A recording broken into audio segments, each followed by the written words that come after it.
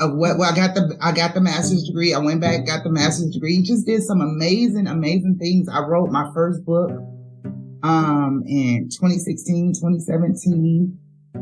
So probably 6 books later now. I don't know. I lost count. Like, what's important to me is serving the women that he's called me to. That's the only thing that matters to me. I don't care what it feel like. I don't care what it look like. You know what I'm saying? That's all that matters to me. Is these women. I was telling one of my client friends, because it's so funny, they become my client friends. And I was telling Miss Jackie yesterday, shout out to Miss Jackie. I said, I think I cried with you more than any client I done had. And then I thought about, I said, nope, Kimberly Mallory, shout out to Chaplain Kimberly Mallory, because I think me and her cried, birthing out her book, helping her build her platform, showing the women how to use their voice, how to find their voice, and then how to use it, and then how to magnify it, and then how to leverage it. You understand what I'm saying? Okay, everyone, welcome to Living the Next Chapter. My guest is a firecracker, okay? A bomb is going to go off here on the podcast.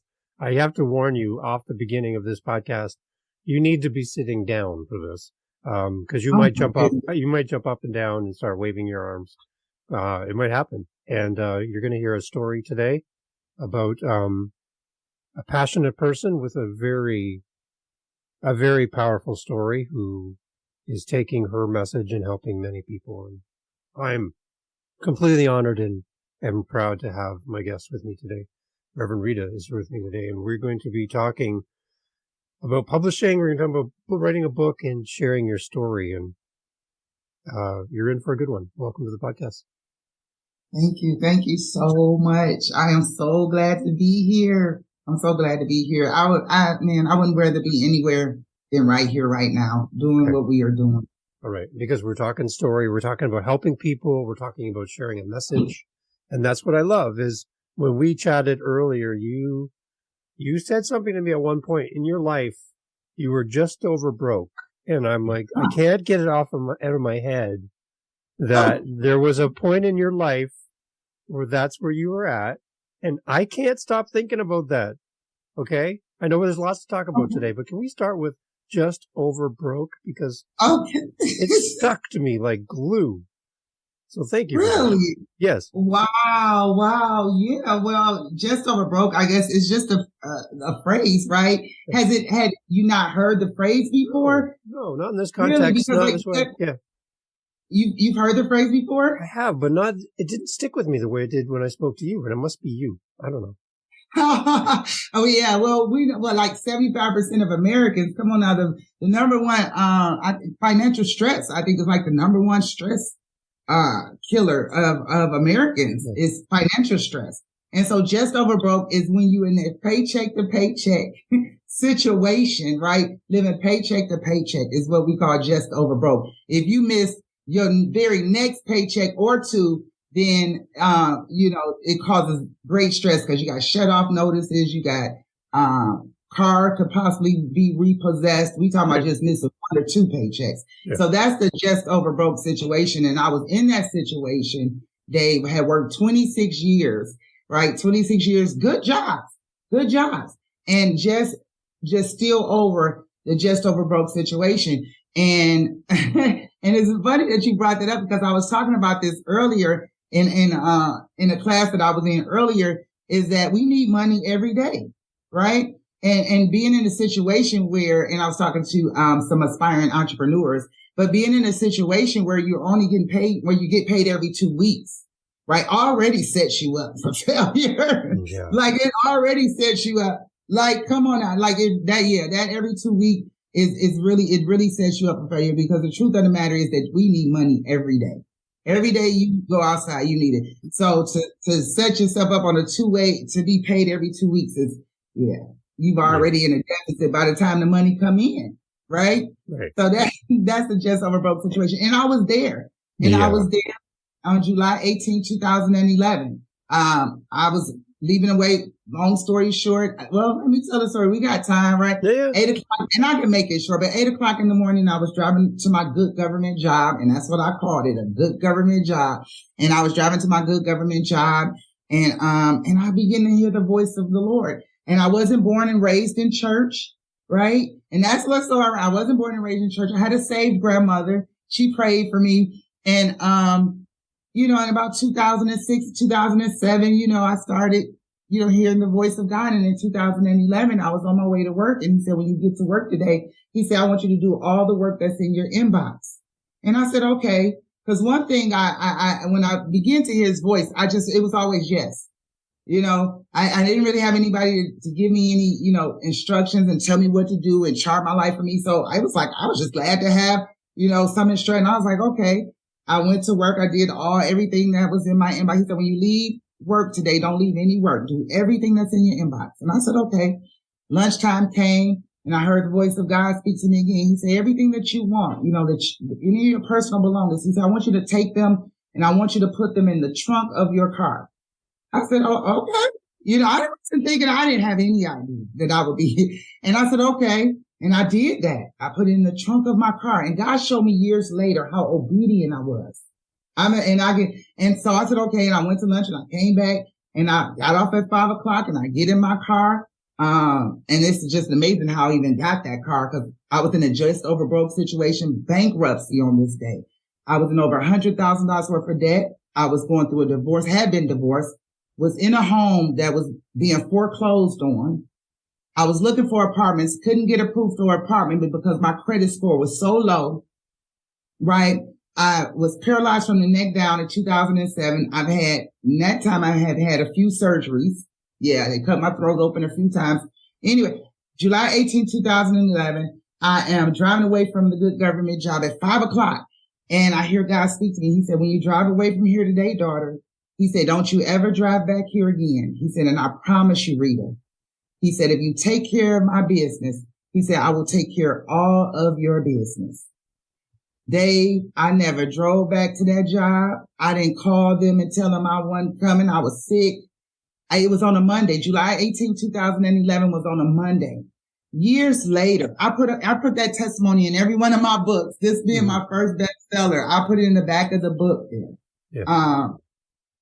And it was years later. Even still, sometimes he'll give me revelation, about that day. But years later, he said, he said, it was on a Monday. I called you on a Monday. He said, because I wanted to see if you was going to call. He said, and the government jobs, if anybody know about working for the government, you don't really lose those. You would get fired for maybe drug use and fraternization with the client, but you can keep a good government job for a long time, and he said, you could have went back on Friday. You have all week to go back. You have all week. You could have went back. And you didn't, and I didn't even realize it. He spoke to me years later. He said, not only that, he said, you put everything in the trunk of your car. He said, you didn't put it in the back seat, the passenger side. Mm-hmm. And so that's all. Beloved, you are his business. And from that day to this day, I have been following the voice of God and, serving his people. He called me as a servant leader. Mm-hmm. And I've been serving his people and positioning myself to do just that. Since then, since 2011, it's just my first book was called, I think I renamed it. But it's called From Small Coins to Big Bucks. And it talks about, that's my first book. It's not a paperback. It's a, ebook. Mm-hmm. And, it talks about the 5 strategies. He gave me 5 strategies to get out of that just over broke situation. And I talk about those strategies in that first book, From Small Coins to Big Bucks. Plus, I give wealth declarations. I think it's about 20 wealth declarations to speak. Yeah, that's how, pretty much that's how I hear. Supernaturally cancel debt, supernaturally cancel student loans, all of the things. I didn't even think I would go back to school. I graduated from Wayne State University, in 97 and, didn't ever want to go back to school, had a desire. And in 2015, he said to go back to school, get my master's degree in theology, and call me as a licensed and ordained. I know, right? It's just crazy. Right. Crazy. And in that moment, on that Monday, You could have said, no, I'm going to stay at my job and do what I do. And right. You have a choice, even though the choice seemed clear in the moment to listen to that voice. Right. I talk to people, back when I had hair, I would be in the beauty shop and in the salon, and I would talk to women. I would tell them my testimony. I would, and they would tell me I couldn't do it. I couldn't do it. I didn't even think about it. It wasn't a thought. It wasn't a thought. I don't know. It wasn't a thought. I didn't have a choice. Right. I didn't even, it wasn't a yes or no. It was like, okay, I didn't think about it. I didn't think about how I was going to get money. I didn't think about calling them and saying I was sick or I didn't think about it. Yeah. I mean, what was there to think about? I had worked 26 years. It wasn't working. I had a bachelor's degree from one of the best schools in the country. Yeah. It didn't work. What I was in foreclosure, bankruptcy, losing cars. Yeah. It did not work. So, yeah. And I love that verse that talks about the fact that he knows the plans that he has for us. Right? Jeremiah 29:11. He's not here to harm us. He's not going to take us to a place of harm, but he's going to take us to a place of providing and putting what we need in front of us. So when you follow this voice telling you to do this, did it lead to you tripping over money and a big yacht and fancy house and tons of cars and money galore? No. It led you to serving people. It did. Right. I know the thoughts that I think toward you, said the Lord, thoughts of peace and not of evil, to give you an expected end. There you go. Mm-hmm. Right. So it's right there. Yeah. So he's led you now out of a government job, security in the sense of job security, and, but he's led you down a totally different path. So tell me, where are you now compared to that Monday morning? Wow. Where am I now in terms of what? Well, I got the master's degree. I went back, got the master's degree. Just did some amazing things. I wrote my first book in 2016, 2017.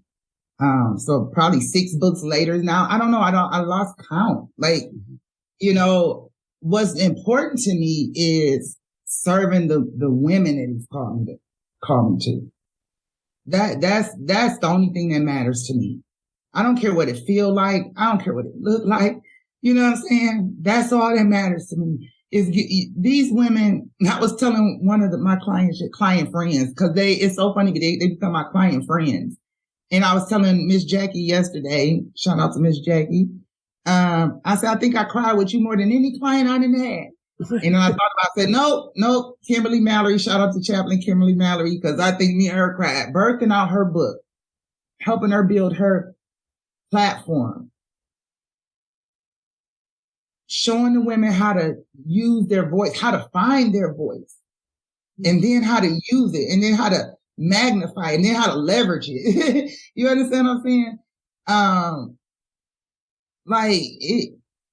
I don't know. It's just like, I don't know. Like he uses you to do these types of things, and you see the transformation of other people's lives. It's just absolutely amazing. And no job gave me this kind of fulfillment and satisfaction. Not that I didn't like my jobs, because I had some good jobs and I liked what I did, but I didn't love it. I love what I do. And people that tell me they love their job, and I was I'm an HR major. I worked in HR for several years, so I see how people get acting. People say, I love my job. I say, no, you don't. I say, cause the first time that your paycheck not there, I had to call out security. Y'all act up. Don't tell me how much you love your job. No, you don't. Cause if you loved it, you'll work it for free. Yeah. And this is what I will do it for free. I don't, you know what I'm saying? And even when I want to quit, I can't. Mm-hmm. It's like, you can't. There's people survive. Women's survival depends on you showing up. Yeah. Men's survival depends on you showing up. Right. Their breakthrough, their deliverance. Right? Yeah. So, yeah. And I didn't come to talk necessarily Bible, but that's who I am. It just oozes out of me. Right. Right. Yeah. And he talks about the three men, the parable of the three men with the talent. Yeah. With the talent. Right? Yeah. Exactly. When he used it, when the man that used his, he gave him more. Remember, he took it from the other man and gave it to him. I don't know if he actually took it, but he gave him more. He gave him more. He used his talents and God gave him more talent. Compared to hiding the one that took his and hid his, yeah. God, what? He said, you, lazy and wicked servant. Mm-hmm. You took the very thing that I gave you and you hid it for fear, for reasons of fear, low self-esteem, whatever, various reasons. Sometimes, just situations, situationships, circumstance, whatever. Yeah. And that's what I teach the women, how to find their voices. And we start with the book. But I tell them oftentimes, the book is just a jump off. The book is just it becomes so much more than just the book. The book becomes, it's just the beginning. It's just the beginning. So tell me, let's celebrate one of the authors that have worked with you. And can you tell me about a breakthrough, a story that's come out into the world now? I know there's many. There's probably tons. Yes. So let's pick one. Let's pick one and give them a shout out and kind of what that process felt like working with you to uncover this book that was just there ready to come out. How does it work? What happened? Oh my goodness! Just pick one. Just pick one. Because I'm telling you, because it's so hard to narrow down one. Because I've seen families as a result being reconciled. I've seen mothers get their children back after working with me. Yes. And me and my daughter was estranged for 6 years, so I know what it's like. The very women that I serve, they're me. They are me. And so working with one of my clients, author minister Sharon Phillips, shout out to her. She was reconciled to her two children after being estranged for years. Me and my daughter, my grandkids, we're back. God reconciled us. So, I mean, just one story.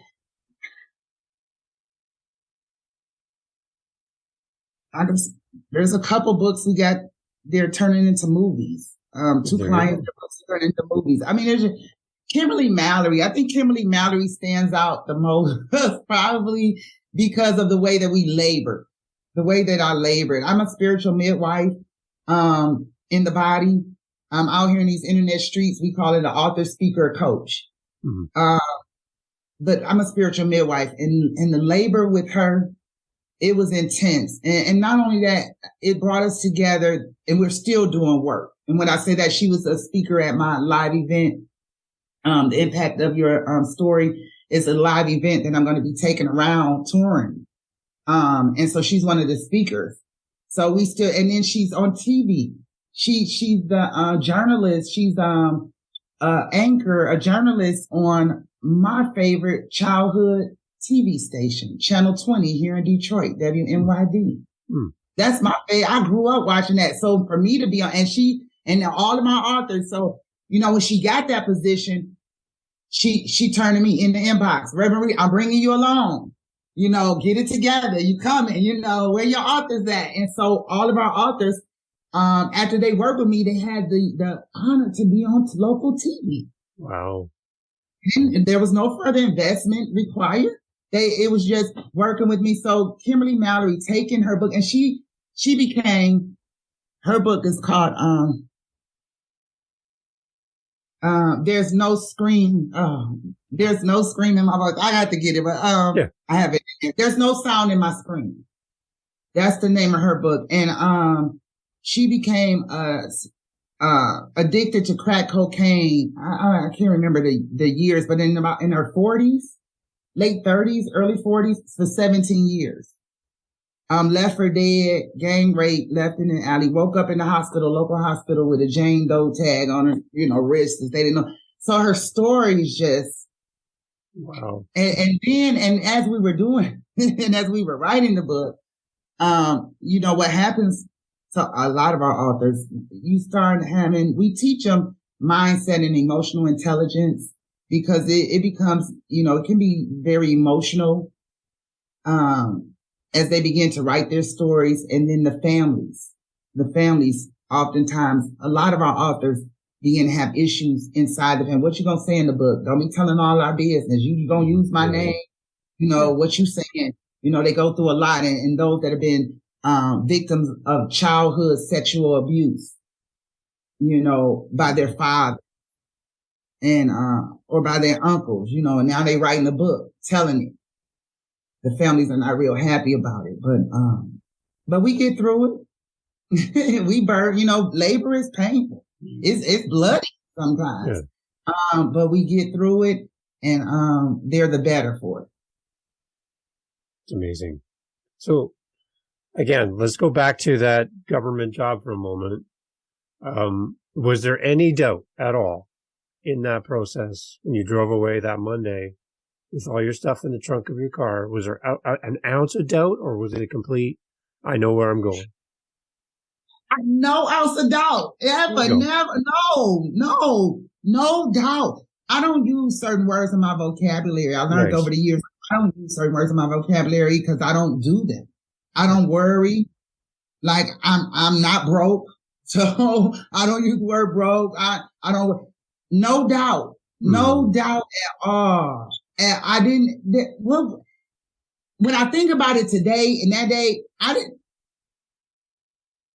it was a plan. It was a way out. No. It say, don't drive away from here and you take care of all my business. I believed it. Mm-hmm. I believed it. And I still believe it. I live on it. Yeah. I lost that house. And the Lord said, don't stop saying you lost it, say you left it. And that was the language. He started changing my language. Mm. Back then, stop saying you losing it. You ain't losing nothing. You leaving it.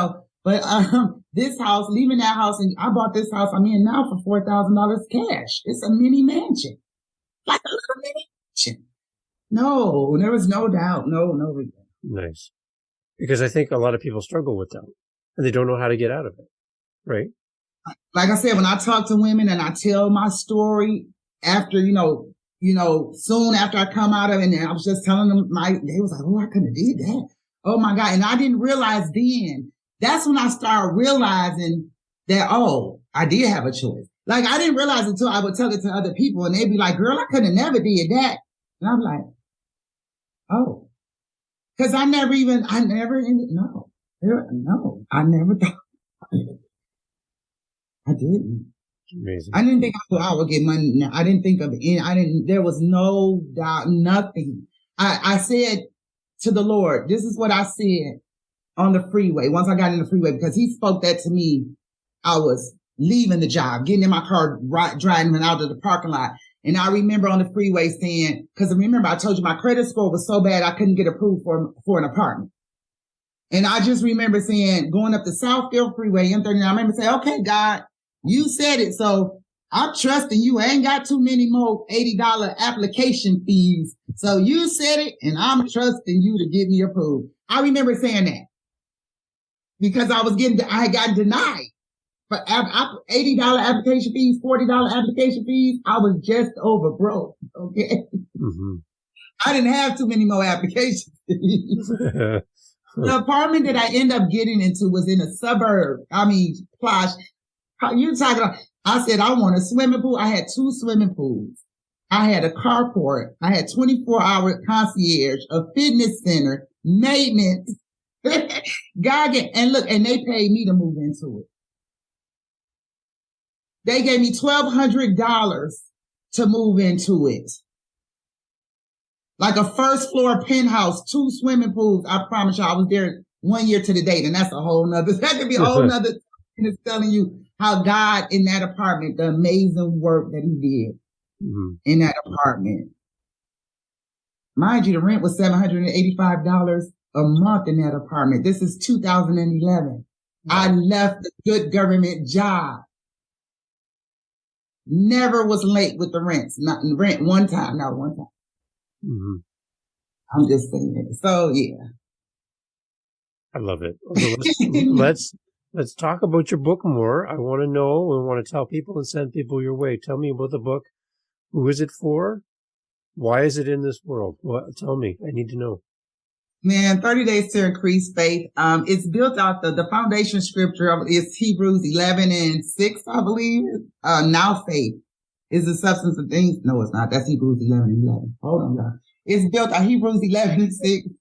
But without faith, it is impossible to please God. For he that comes to him must believe that he is, and that he is a rewarder of them that diligently seek him. And that's what 30 Days to Increase Faith is. It's increase your faith, attract God's attention, and achieve your dreams. Because that's what it takes. It takes for you to believe. And I'm talking to those that believe. Now, Christian, you have to first believe that he is. It's in the believing. It's in the knowing that we have our being. And it's in the knowing who you are and whose you are that we're able to do.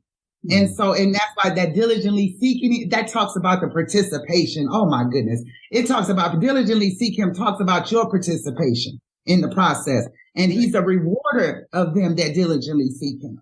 And so that's what 30 Days to Increase Faith is. And so for those, in 30 days, it has a devotion for every day.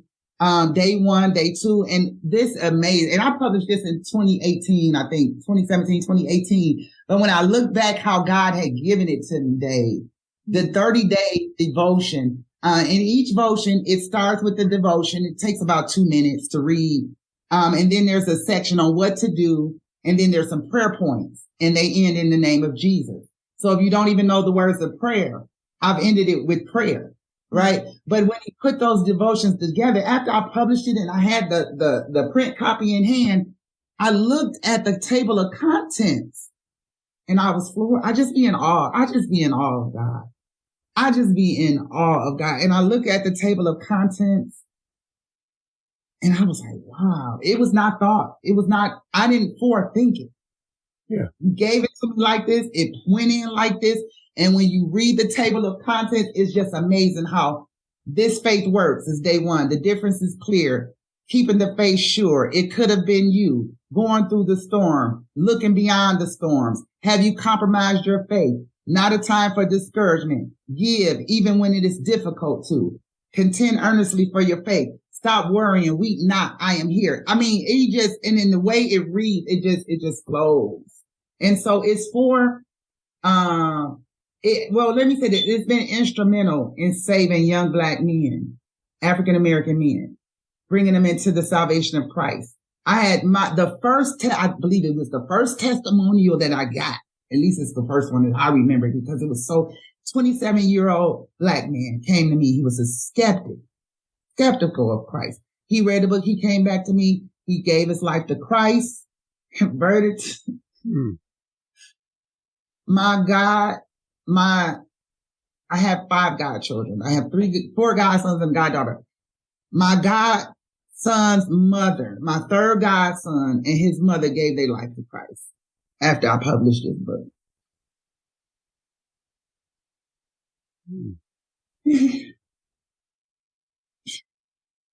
So yeah, man, it's real in the field. I'm just saying it's real. And, that it hits me so in a way I be so awestruck because of where I come from. So that's what you see. It's just, I don't even believe it sometimes. I mean, I do, but it's just, it is not me, it's all God and just being the vessel has just, and seeing,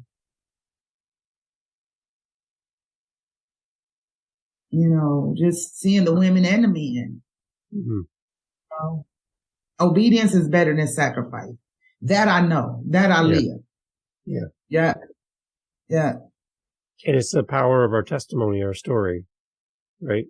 That helps us I had overcome. a woman come up to me. I was teaching a class and over at my church, this is a few years back, and I was giving a testimony, and some of my testimonies, and the woman came up to me with her daughter, and she said to me, she said, Reverend Rita, she said, do you think people believe? I mean, because some of my testimonies are really hard to like, and she said, do you think people believe what it is that you say? And had I had to answer it within myself, I wouldn't have known what to say.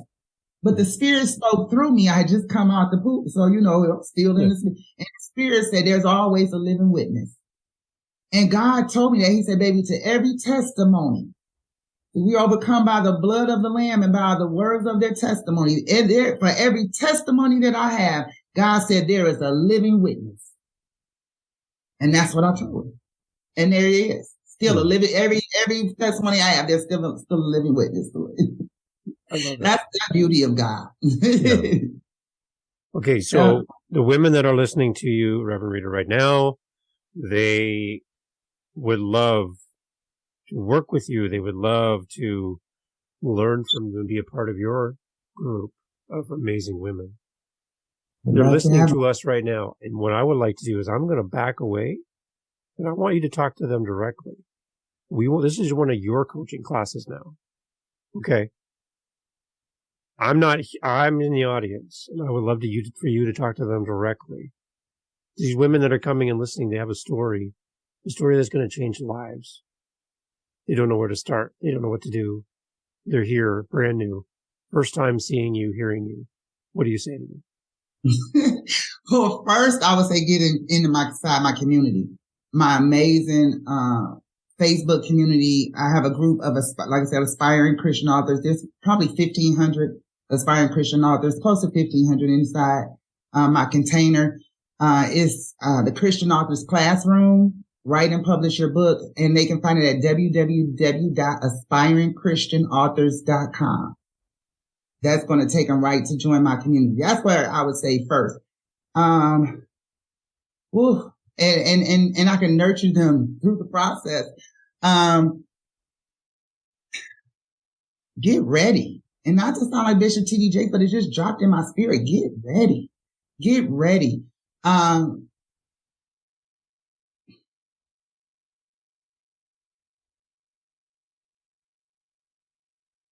Because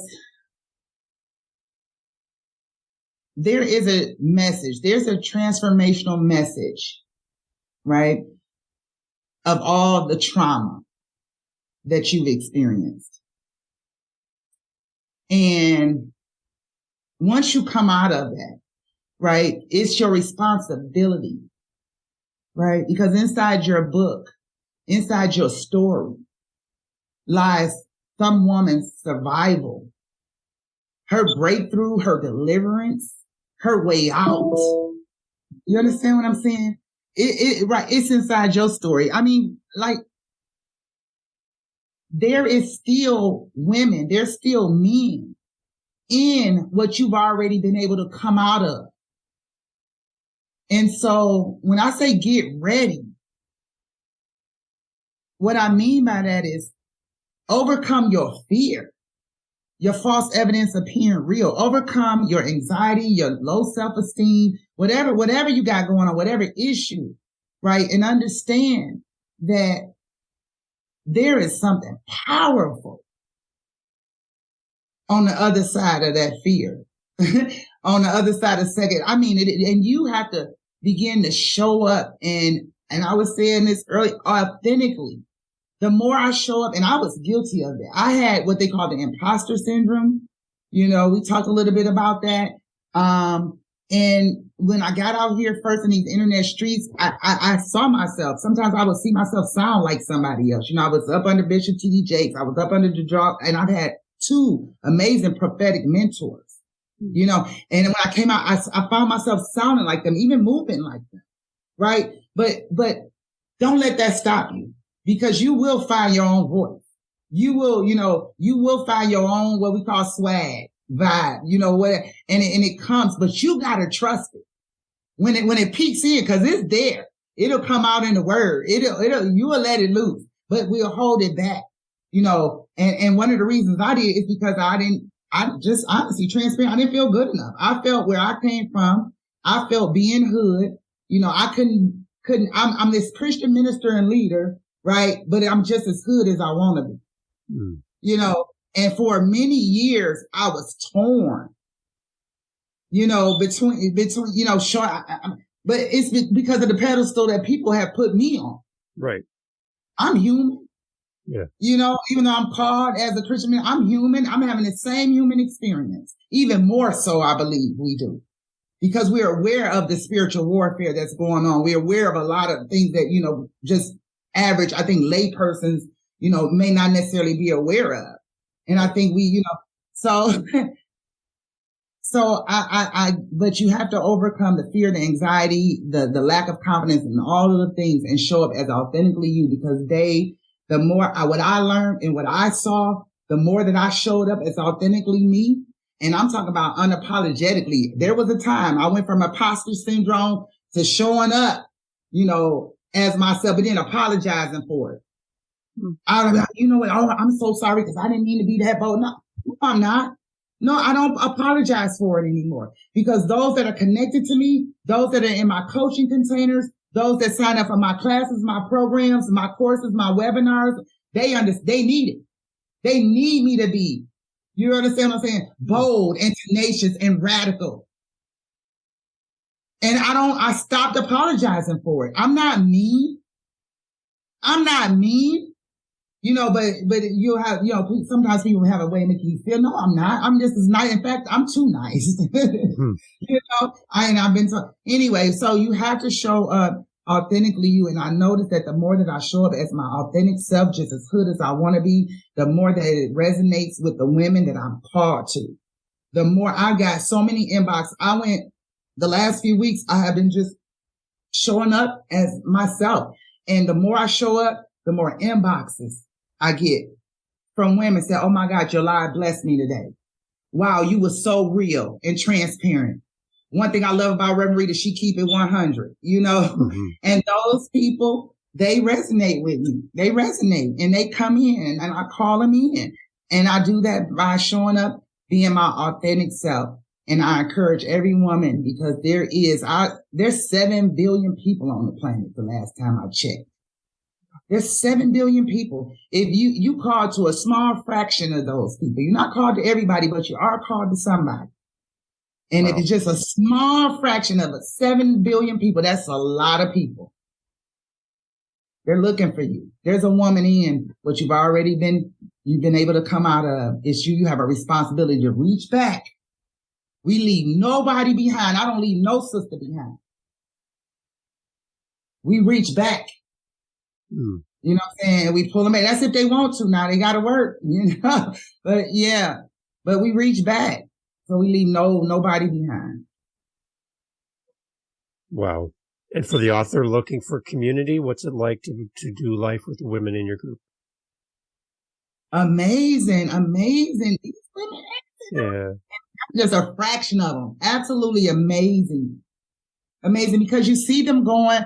I see women like Miss Jackie going from not even knowing how to go to Facebook Live to receiving copies of her book, by His grace, a memoir of childhood sexual abuse and domestic violence. Mm-hmm.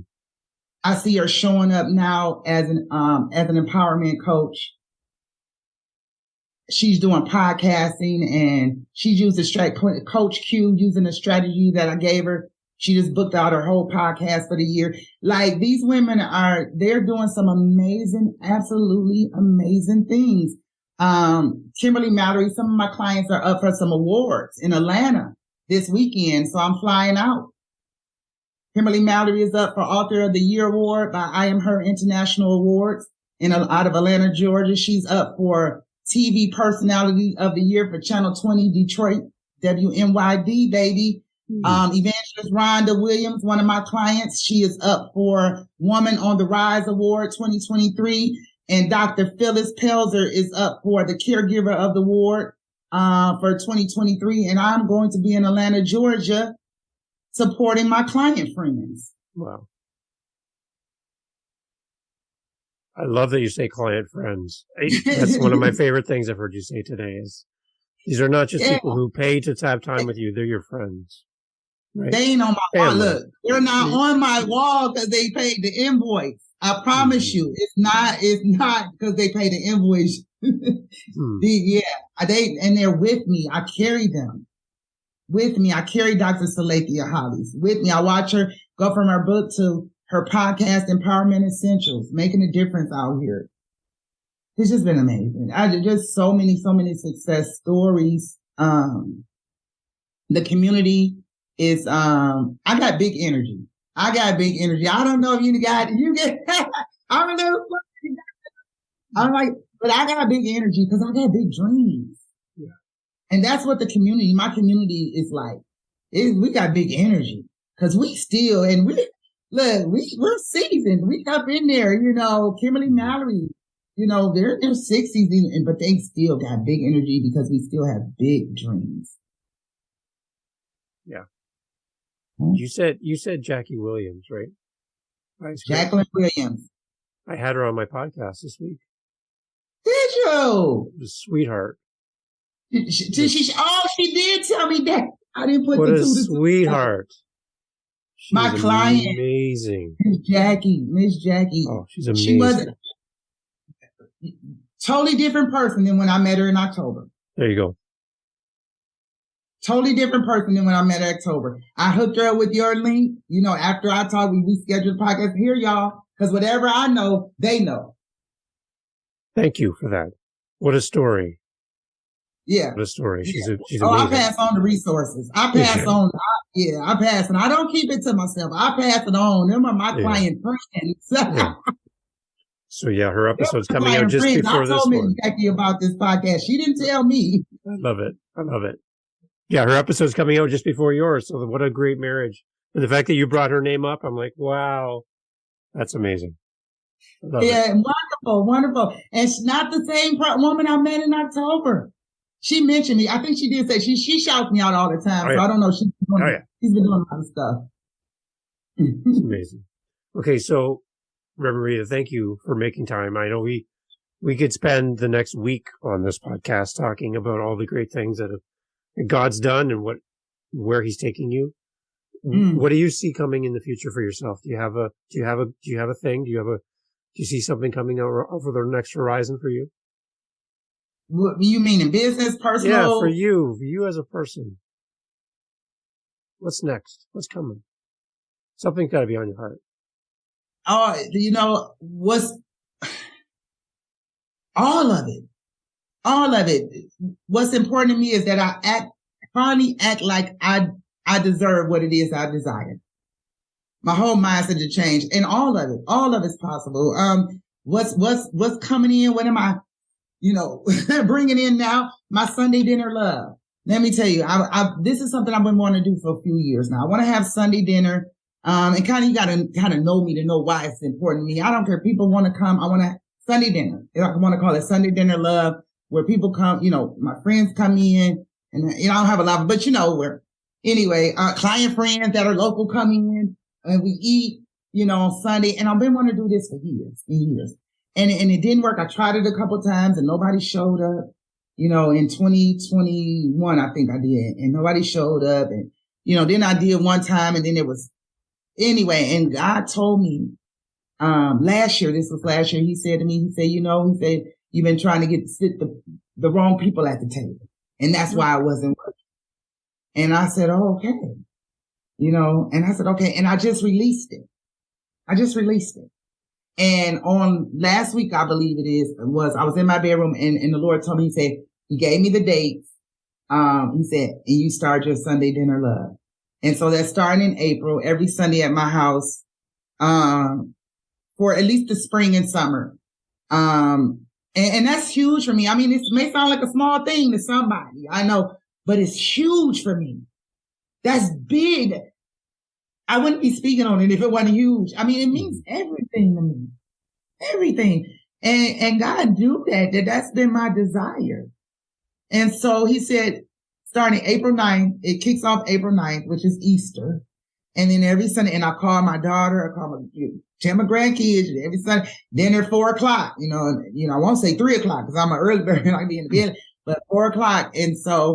And he released it, and he told me, and he gave me the strategy to have it. And he said, you was trying to make it a big thing. He said, but not every Sunday does it have to be a big thing. He said, some Sundays it could be pizza and breadsticks. And he gave me a plan and a strategy and released me to have it. That's so I'm having my first Sunday dinner love, the Sunday after Easter. Okay. That's huge. Great. Huge. What else is coming up? Nurturing relationships is big for me. Well, that's a part of nurturing relationships is huge for me. That's big for me. So I've been doing a lot of that. I've been doing a lot of nurturing relationships, intentionally. I've been a lot more intentional. Yeah. Yeah. So that's huge for me being, I was adopted by an aunt, had no blood brothers and sisters that I knew of.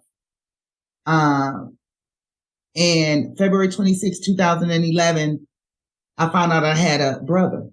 My father called me and told me I had a brother, and I couldn't believe it.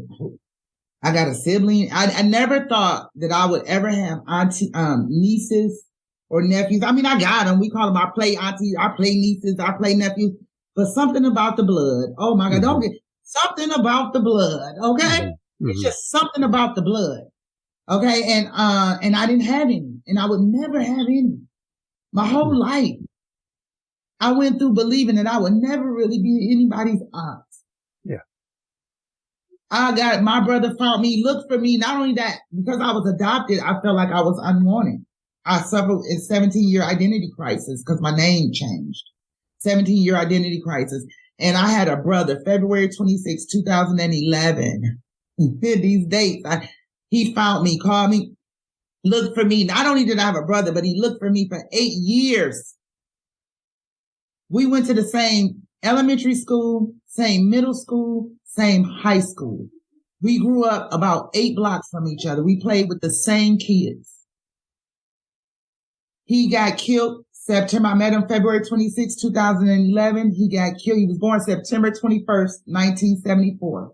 He got killed September 22nd, 2014. I knew him 3 years. This is the part of that testimony the woman was asking, do you think people will believe you, Reverend Rita? I knew my brother 3 years. And what most people say to me when they hear that story, they said, wow, you got dealt a bold hand. And I no.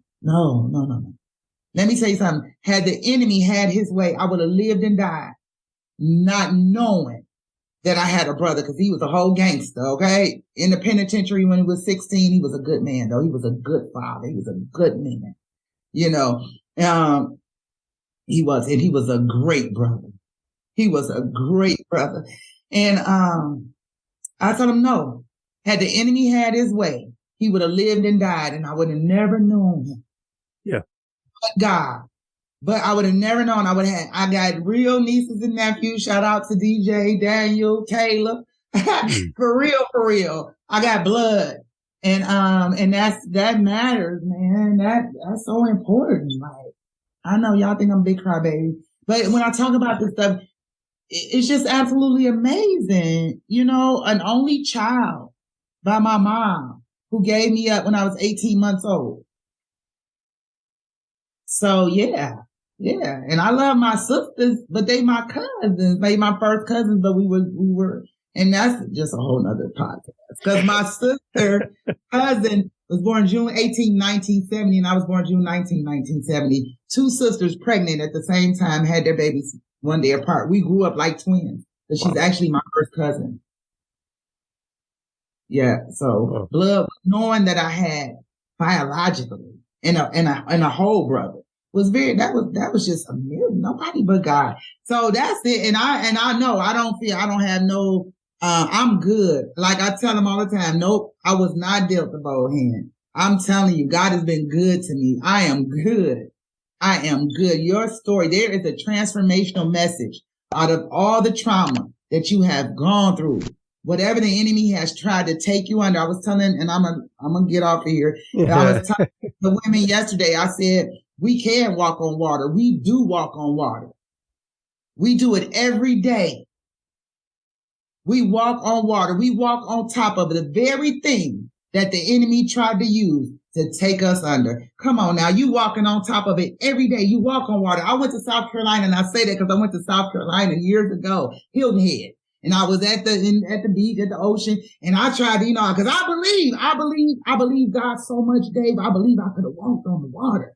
And I was out there, hey, and then he told me though, you do it every day. Satan tried to kill you, steal, destroy you, drown you. And you walk on, so it's important for you to identify the transformational message of your trauma. And that's it. I'm in on that. Reverend Rita, thank you for being part of this podcast. I don't think there's very many people sitting down right now. I gotta tell you, they're up, they're moving, they want to do something. So your words are life, and I know where that life comes from, and I really appreciate you. Yeah. All glory be to God. All glory be to God. It would be no me, I promise you, without him.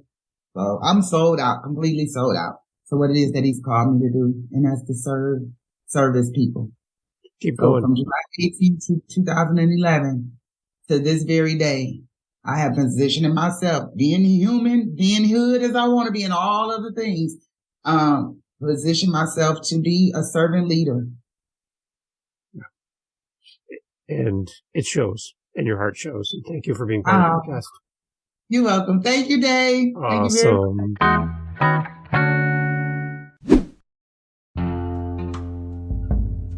Jumping here at the very end, I want to thank you for coming.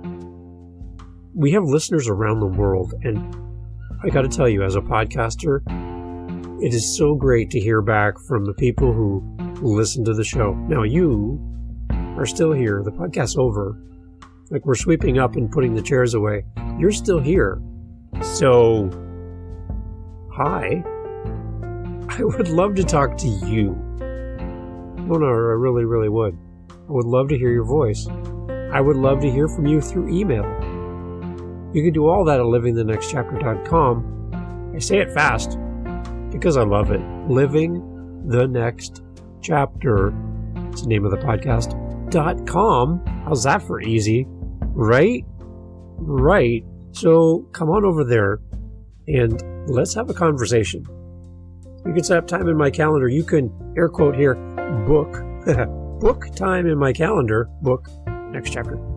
Let's have a conversation. Thanks for being here. See you on the next one. Cheers.